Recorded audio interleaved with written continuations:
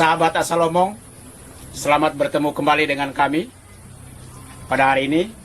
Pada hari ini, Asal Omong akan mendiskusikan sebuah topik yang sangat sedang hangat dibicarakan dan menjadi polemik di Kabupaten Manggarai Barat, yaitu tentang proyek persemaian benih di atas lahan 30 hektar ya di hutan Bovosie. Ya. Pasalnya proyek tersebut ya diberitakan ya, beritanya begitu. Pasalnya proyek persemaian tersebut berada di kawasan hutan lindung dengan aneka jenis pohon endemik yang sudah berusia tua. Ya. Protes keberatan warga hampir sebagian besar berpijak pada pertimbangan keselamatan ekologis. Lalu kemudian yang lain, Manggarai Barat itu sebetulnya terutama kawasan Labuan Bajo itu krisis air minum sebetulnya. Jadi banyak masyarakat yang mempertanyakan kenapa kebijakan pembangunan itu tidak memprioritaskan air minum sebetulnya. Tetapi justru membabat hutan yang memiliki potensi menyediakan air minum bagi masyarakat. Untuk mendiskusikan hal itu pada hari ini, seperti biasa saya ditemani oleh pakar segala masalah. Pak Pakar buka topinya. Pak Pakar segala masalah, lalu kemudian dia juga pakar segala persoalan dan pakar segala jawaban. Kadang-kadang dia sendiri bikin masalah dan dia sendiri menemukan jawabannya. Lalu kemudian juga ada orang muda di samping kanan saya ini, Pak Heri Bertus, ya. Aktivis lingkungan. Dia seorang aktivis lingkungan, ya, sangat mencintai lingkungan dan memiliki kepedulian yang sangat besar untuk Manggarai secara keseluruhan dan terutama isu-isu pembangunan di wilayah Manggarai Barat. Ya, nanti dia akan berbicara banyak tentang hal itu. Dan juga ada Pak Ardi Fantur, beliau ini adalah Pemret Pojok Bebas. Ya Pak ya? Betul. Ardi Fantur. Atas restu Bapak. Oke. Tapi Bapak pakai pamper terus ya? Oke. Ya, biasa aja lah. Lalu kemudian ada juga Pemret Mata News, Pak Donatus. Ya. Nah Pak Donatus ini sebetulnya di kampungnya juga dia sedang bermasalah karena kampungnya terancam dipindahkan karena di sana ada direncanakan mau pembangunan tambang juga ya? Tambang semen. Saya beri kesempatan kepada Pak Pakar untuk Pak Pakar. Apa pandangan Pak Pakar tentang pembabatan hutan di Manggarai Barat? Jangan tidak punya pandangan. Bapak punya pandangan atau tidak punya pandangan? Keluar dulu kacamatanya supaya dia bisa memandang keluar. Ya. Pak, kasih keluar dulu kacamata supaya bisa pandang. Bisa pandang nggak? Bukan dulu kacamatanya Pak, supaya bisa pandang.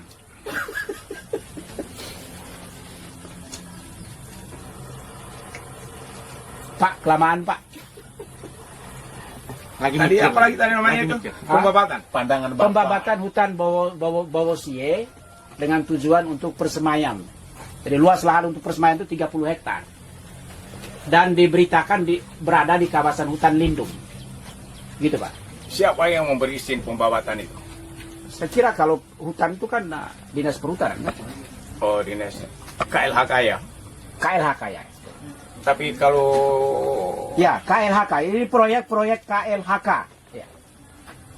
Tetapi kalau dari proyek-proyek pemerintah, proyek semacam yaitu memang mereka punya sudah program baku. Itu sudah sangat mendasar bahwa untuk membangun pasti ada yang dirusak. Nah, mereka berpatokan pada itu. Di mana-mana ada pembangunan pasti ada perusakan. Tetapi berbanding terbalik dengan masyarakat. Masyarakat mengharapkan sesuatu uang mereka itu apa adanya. Apalagi seperti tadi Bapak bilang bahwa Labuan Bajo Krisis air Pak. Dengan statusnya sebagai kota premium ya. Ya. Dengan sampai hari ini krisis airnya tidak pernah terselesaikan ya. Nah, kalau kita melihat dari dua sisi ini sebenarnya justru rakyatnya yang punya keprihatinan terhadap keselamatan lingkungannya, terhadap krisis air atau segala macam. Nah, kayaknya pemerintah yang masa bodoh. Kalau pemerintah berpihak kepada rakyatnya. Kepentingan masyarakat. Ya? Kepentingan masyarakat. Harusnya dari awal air itu jadi prioritas utama untuk wilayah kotanya Labuan Bajo. Nah, jadi menurut saya ada mungkin berbeda orientasi. Pemerintah mengalami disorientasi, sedangkan masyarakatnya selalu teguh pada prinsip leluhurnya, yaitu alam yang lestari. Saya kira untuk sementara seperti itu. Oke, ya. Pak Heri, ya ini ya. Hutan Bovosie adalah sumber air minum satu-satunya bagi masyarakat Kota Labuan Bajo. Ada pemberitaan begitu. Ya. Harapan masyarakat kini bertumpu dari hutan Bovosie saja. Karena masih ada 3 aliran kali yang berhulu dari Bovosie yang masih dapat menunjang aliran sungai Vaemese. Jadi kalau misalnya kita pergi ke arah Keruteng dari Labuan Bajo, pasti kita akan melewati kali Vaemese itu, ya kali-kali. Nah, disinyalir air itu bersumber dari Vaenuva, Vaisipi, dan Vaebaling. Dan ketiga aliran air ini memiliki korelasi langsung dengan hutan Bovosie. Beritanya begitu, Pak. Jadi bagaimana menurut Pak Heri? Begini, hutan itu memberi kehidupan, ya. Karena di dalam hutan itu ada pohon banyak, ya. Pohon itu memberi kehidupan, ya. Pohon itu filter udara, ya. Pohon-pohon itu bisa menjadi tempat menyimpan air, ya, bisa menjadi tempat menyimpan air utama, ya, sehingga kita manusia ini bisa hidup karena ada hutan. Coba bayangkan kalau di dunia ini tidak ada hutan, tidak ada pohon. Bayangkan saja, jam 12, Bapak berdiri di halaman terbuka seperti ini, jam 12 siang. Panas kan? Pak Heri. Kemudian sabar dulu. Tidak, saya hanya mau beritahu, menggarisbawahi. Dulu Bapak ini rambutnya banyak, Pak Pakar ini. Tetapi dengan berkembangnya pembangunan, rambutnya juga hilang semua, Pak. Mungkin itu salah satu dampaknya, Pak. Ya. Silakan. Terus kalau jam 12 siang kita berdiri di bawah pohon, itu menyejukkan. Ya, hawanya menyejukkan, yang membangkitkan, menghidupkan. Hutan Bovosie Labuan Bajo. Labuan Bajo itu sudah sejak berdirinya, sejak zaman dulu memang kekurangan air. Ya, kekurangan air. Nah, bagaimana upaya untuk menambah air di Labuan Bajo? Harus banyak menanam pohon. Ya, kan? Menanam pohon seperti yang dilakukan Pater Marcel Agot. Ya, dia banyak menanam pohon. Akhirnya muncullah sumber mata air. Dan itu sudah pernah dimuat Kompas. Ya. Aneh bagi saya, orang kementerian babat hutan gitu loh. Orang yang sebenarnya tahu tentang makna hutan gitu. Bingung bagi saya, menteri kayak ini menteri apa model kayak begini? Pejabat-pejabatnya, dirjen-dirjennya, dirjen KLH, model macam apa gitu. Harusnya mereka paham itu toh. Lihat situasi Labuan Bajo yang kering kerontang begitu. Dia butuh penyangga, butuh hutan. Itu dibabat. Oh, nanti kita babat supaya kita tanam bibit-bibit pohon. Waduh, babat hutan untuk tanam bibit pohon. Kalau bibit pohonnya hidup, kenapa tidak dilakukan? Yang pertama, suruh masyarakat tanam bibit di rumah di masing-masing. kebunnya masih. Iya. Keren. Anggaran itu Dikasih. Anggaran yang 30 hampir 40 M itu bisa dikasih ke masyarakat. Dalam situasi ekonomi sekarang ini, masyarakat bisa hidup. Desa-desa di Labuan Bajo dikasih anggaran itu untuk menanam bibit-bibit pohon. Jangan kita merusak. Ada banyak tanah-tanah kosong di Labuan Bajo yang punya masyarakat. Kenapa tidak disewa tanah itu aja untuk pembibitan? Pembibitan, sewa tanahnya. Jangan babat hutan. Nah, juga Ya, babat hutan itu kita bisa curiga, maaf ya. Salah benar saya cerita. Masalah Saya proyek, bisa curiga ya. toh. Yang pertama, mereka babat itu karena selama ini kan kita mempertahankan supaya hutan Bovosie itu jangan diganggu. Ya, papakan. Seperti BOP kan mau ambil 400 hektar itu untuk ya untuk buat tempat wisata baru lah, buat apa, hotel lah, buat apa, macam-macam fasilitas itu pastikan ada pengerusakan, pembabatan nanti toh. Dan sekarang di atasnya itu, di atasnya hutan Bobosi itu sudah ada yang gundul gitu loh, sengaja mungkin dibabat supaya nanti kamu gak usah protes lagi, hutannya sudah nggak ada kok kamu protes terus kok. Dan itu bisa memuluskan rencana-rencana orang-orang itu gitu ya. Itu maaf kalau saya mencurigai seperti itu.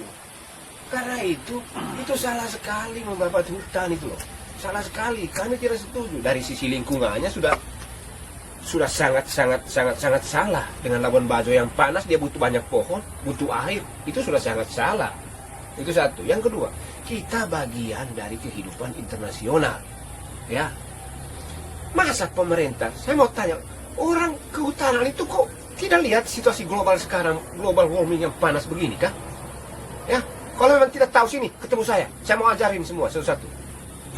Situasi dunia sekarang, kita menghadapi suatu masalah virus, itu masalah kecil. Yang paling besar sekarang Pemanasan masalah global. lingkungan, pemanasan global. Itu yang paling besar, itu harus kita jaga. Artinya masyarakat Manggarai Barat tidak berpartisipasi ya? Indonesia ini jantung paru-paru, termasuk jantung paru-paru. Iya. Kalau you sebagai pemerintah, you sebagai kementerian kayak yang sekolahnya tinggi-tinggi, yang maaf ya, dibiayai oleh negara, dibiayai oleh uang rakyat juga, pergi sekolah S2, S3, S4 juga, S berapa gitu kan? Ya. Jadi penyebab kerusakan saya kan. Bukan. Jadi dalam proyek pembangunan pemerintah melanggar lingkungan itu. Sama sekali. Kalau pembibitan, pertama caranya, sekarang masyarakat lagi susah. Ada uang 40M itu. Sewa tanah rakyat, Desa-desa kasih ke masyarakat, gabung buat pembibitan di kampung-kampung. Suruh desa yang Suruh kelola. desa yang kelola. Keren. Saya dulu kan. Ya, nanti saya akan kasih ke Bapak. Saya ingin menggarisbawahi dulu pandangan Bapak ini ya. Sampai takut, sampai begini, karena dia prototin kami terus, dia marah. Jadi ya, sahabat asal omong, ini ide yang sangat menarik dari Pak Heri ini. Bagusnya kalau pemerintah itu atau Kementerian Lingkungan Hidup itu menggunakan pertama lahan-lahan kosong yang dimiliki oleh warga. Ya, lahan kosong ya. Jadi sewa saja lahan-lahan itu untuk pembibitan. Lalu yang kedua, serahkan saja tanggung jawab pembibitan itu pada desa. Kan di desa itu juga banyak lahan-lahan kosong kan oleh pemerintah desa. Lalu kemudian kasih uangnya ke pemerintah desa atau kasih uangnya ke warga.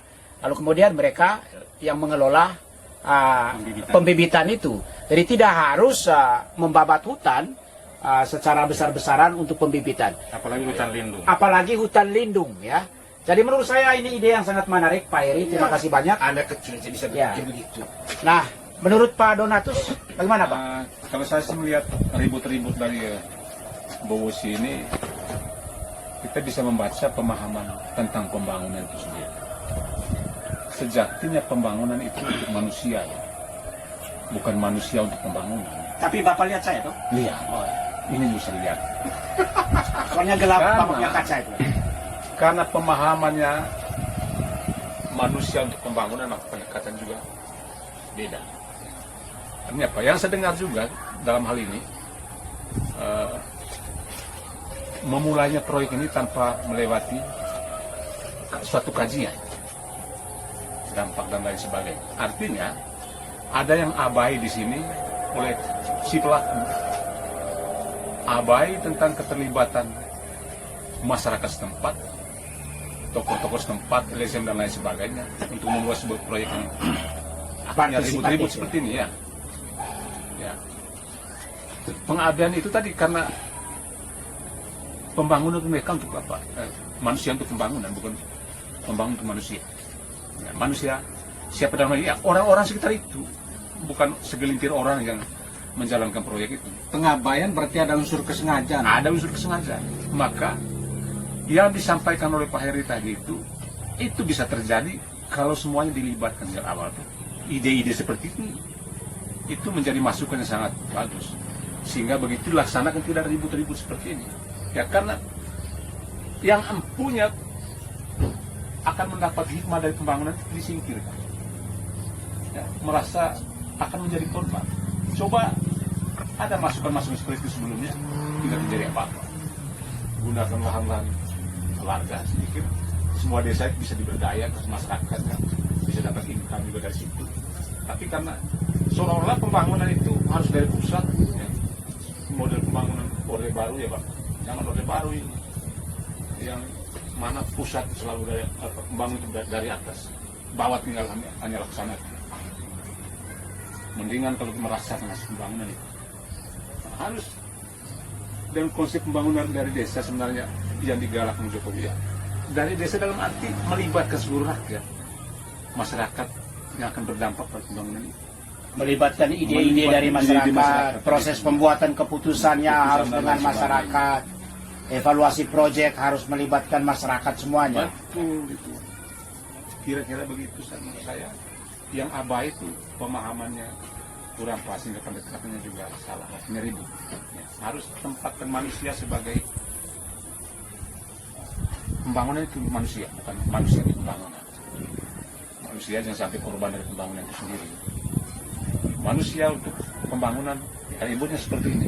Tapi kalau pembangunan untuk manusia, mungkin solusi yang ditawarkan oleh Pak Heri ya. masuk. Saya kira sangat brilian. Satu lagi, di Manggarai ada beberapa orang yang sudah punya pengalaman banyak menanam pohon dan menghasilkan mata air. Mata air ya, pada dari parcel itu ya. aktivitas mereka. Ya. Kenapa mereka itu tidak dipakai? Ambil kontraktor yang dari mana? Dari luar lagi yang tidak tahu ujung beruntungnya. Gitu. Dari mana? Ya kan? Jadi Kalau proses misalnya orang lokal itu dipakai, yang punya pengalaman, tahulah pohon endemik lokal itu pohon-pohon apa aja. Ya kan? Kemudian kerjasama dengan masyarakat, itu yang lebih cerdas. ya Itu lebih cerdas. Pak Ardi Fantur, ini calon Bupati Manggarai tahun 2024. Silakan Pak. Tapi tunggu pemekaran Manggarai. Tunggu pemekaran. Karena ini ya mereka dua ini bersamaan nanti. Ini yang di Ruteng, ini yang di Reonya. Ya. Karena dia lagi Ini bagian utaranya. Iya. Ya. Lagi memikul Gunung Batu juga dia. Saya kira apa yang disampaikan oleh Bos Info Labuan Bajo Dan buah bibir. dan Buah Bibir Bibirnya sudah berbuah Pak. pojok properti itu sudah sangat keras ya. Termasuk Ditambah pemimpin dari- perusahaan pojok bebas. Nah, Pemimpin perusahaan. Jangan lupa. Jangan lupa. saya sampai lupa. Kebanyakan perusahaan. Dan apa yang sudah diutarakan oleh Pak Tajus, semuanya seharusnya itu sebelum itu dijalankan itu semuanya sudah dipertimbangkan. Hanya yang tidak masuk logika saya, apakah itu tidak ada dalam pemikiran mereka-mereka yang mendesain itu pembangunan di hutan Bowosie ya. Ya. Saya kira ilmu dasar dari lingkungan hidup itu kan ya membangun sesuatu, ya jangan sampai merusak lingkungan. Itu etikanya, kan etika dasarnya itu. Kalau orang kementerian tidak paham itu, Datang tanya sama Pak Heri. tanya sama Pak Heri iya, ini. benar. Ini orangnya itu. Akan diajarin nanti. Tanya sama pembantu. Ya, Ya, apalagi pakar Tapi ini. jangan lupa kita masih punya pakar Pak. Nah saya mau ingin tanya pakar dulu. Nah, itu dia. Ini belum selesai. Sudah selesai, Sudah selesai. Pak, saya punya hak untuk memotong. Bapak jangan ambil, saya punya porsi. Tugas Bapak itu hanya menjelaskan. Ya Pak ya? Jangan Pak, saya ingin tanya kepada Bapak sebagai pakar. Ini kan ide menarik dari Pak Heri. Ide yang juga sangat humanis dari Pak Donatus. Pertanyaan saya, mengapa negara, mengapa pemerintah, dalam hal ini KLHK itu, mengabaikan semua prinsip-prinsip seperti yang disampaikan oleh Pak Heri dengan Pak Donatus? Ada apa di balik itu kira-kira menurut pengalaman pakar? Ya, dia pasti tahu karena Pasti suka tahu, ya. menyelam di baliknya itu. Ada apa sebetulnya? Ada proyek kah atau ada apa? Coba kalau bertanya raut muka agak cerah dikit ya, terlalu Saya serius. mau berantem gitu ya. Jangan ngajak berantem, itu tidak bagus. Soalnya sudah siang, Pak. Dia langsung lapar kayaknya. Pak, ini muka saya, Pak. Jangan, yang santai saja. Ya. apa yang disampaikan Pak Heribertus itu emang udah luar biasa banget. Ditambah lagi dengan Pak Donatus ini pemimpin Mata News. Itu idealnya. Sebagai rakyat memang kita selalu melihat idealnya, tapi dari sisi pemerintah tidak seperti itu. Boleh lagi kan? Saya kira diskusi kita akhiri sampai di sini, dan saya beri waktu ke masing-masing kepada aktivis lingkungan yang suka mencintai lingkungan, ya, Pemret Pojok Bebas, pakar, dan Pemret Mata News, ya, membuat pernyataan penutup, ya, singkat. Saya mulai dari Pak Donatus. Baik, kesejahteraan itu tidak hanya dari aspek ekonomi, tapi kesejahteraan sosial juga. Karena itu proses pembangunan harus diperuntukkan untuk manusia, bukan manusia untuk pembangunan. Ketika kita pembangunan itu bukan untuk manusia, maka terjadi korban dan ribut-ribut. Sekira itu aja. Pak Pakar, silakan Pak. Sebaiknya setiap pembangunan itu harus selaras alam. Setiap pembangunan harus selaras dengan alam, ya. Jangan merusak, Pak, ya. Oke. Pak Ya, Pantut. pembangunan itu harus memperhatikan aspek etisnya, etis terhadap lingkungan, etis terhadap manusia. Kalau itu diabaikan, jadi pembangunan itu bukan pembangunan lagi, tetapi mereduksi alam dan mereduksi kemanusiaan. Kira-kira. Pak Heri, silakan. Kalau dari saya, stop kasih rusak hutan Bowosi sekarang. Apa yang sudah kamu kasih gondol, ditanam lagi pohonnya. Untuk meneruskan proyekmu itu, pembibitan pohon-pohon dan buah-buah, serahkan ke desa-desa dan masyarakat di situ. Sewa lahan punya masyarakat yang kosong, yang tidak dipakai, supaya uangnya juga masuk ke masyarakat. Ya, itu solusi yang cerdas. Terima kasih. Ya, para sahabat asal Obong dimanapun berada, ya, demikian diskusi tentang hutan Bowosi di Kabupaten Manggarai Barat yang dapat kami lakukan pada hari ini. Mudah-mudahan ini dapat memberi pencerahan baru, pikiran-pikiran baru, ide-ide baru, bagaimana mempertahankan hutan di Manggarai Barat, sehingga pariwisata super premium itu tidak membawa kerusakan baik bagi masyarakat maupun bagi lingkungan hidupnya di sana. Salam dan sampai jumpa pada topik berikutnya.